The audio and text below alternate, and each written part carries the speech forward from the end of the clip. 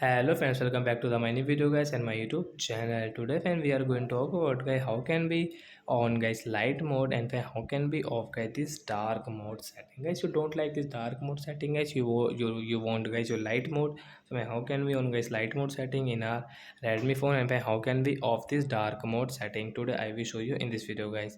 So before starting video friend, first of all go and subscribe the channel guys, click the bell icon and like the video.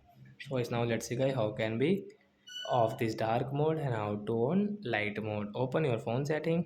After on phone setting guys, scroll it and click on guys your display setting guys, tap here guys, you can see guys your light mode setting. So you will have to only click, then guys your dark mode will off and guys your light mode will on. And when you want to schedule your dark mode setting, so you can schedule from means you can on and off your schedule setting. So like that guys we can off our dark mode and guys you can see your light mode is on. So I hope friends you have understood. So that's it guys, thanks for watching the video, bye guys.